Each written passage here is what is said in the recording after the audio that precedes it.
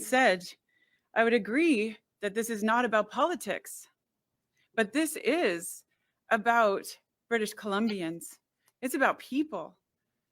You know, with all of the events of late, I was having a birthday dinner with my kids the other night, and my son, who's an engineer, actually said to me, Ma, we have everything we need to make climate change go away.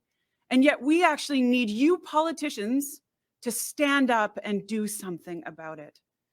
And Alice, I'm going to take exception. I've built to step code 3. I've actually built to net zero. I have built to LEED standards. I have built and given off-grid packages for townhomes as upgrades. And I have been a founding member of the Okanagan Sustainability Leadership Council, desperate to try and get a 70-foot-high mountain of garbage out of my community and put a zero waste to energy facility in its place. So I do take exception with the fact that some of us have been working on it. Ellis Ross, you have a minute to respond. That's great. And my comment was specifically who was part of the environmental assessment for 17 years? Who actually developed that protocol plan with the BC government over those 17 years?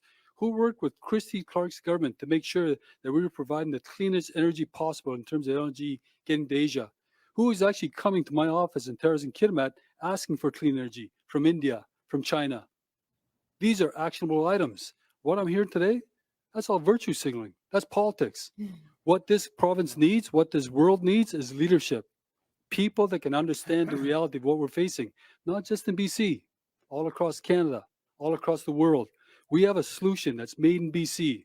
We've got to export it, and we've got to take lessons from other people. But at the end of the day, if we're actually contributing to the cost of living, I can't stand for that.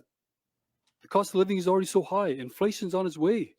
And what did the NDP think? Well, let's increase taxes at the same time. So yes, I do believe in climate change. We got to address it, but let's not forget people. Thank you, Ellis Ross. Michael Lee and then Gavin Dew. Michael Lee, your challenge card. I'm not sure whether I needed to use the challenge card from before, but I'll say that here. But look, Ellis, I certainly recognize the strong champion that you've been for LNG, and I agree with you that BC needs to produce the cleanest LNG for the world next to Norway. I have been for 20 years working with mining, forestry, energy companies, technology companies all over this province. I appreciate the environmental assessment regime federally and provincially in this province. And I understand, having worked with BC Hydro for 5 years, that hydroelectric backbone of our province that provides clean, renewable, reliable power for generations to come. And that's what Site C is part of.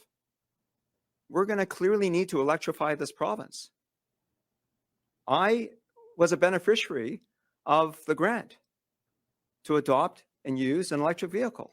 That's the program you're questioning. We need more of these initiatives. We need to build forward this province. That's what I think you're not getting. Ellis Ross, you have a minute to respond.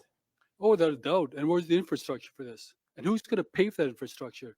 Whether we're talking about the cities or the neighborhoods that have to be upgraded. Answer the question. That'd be a great issue to actually address. But at the same time, what we're also talking about is the benefit that's coming to people. And this is what I've worked on. But I also see the reality of what we're facing. In terms of the electric car industry, we've got to transition.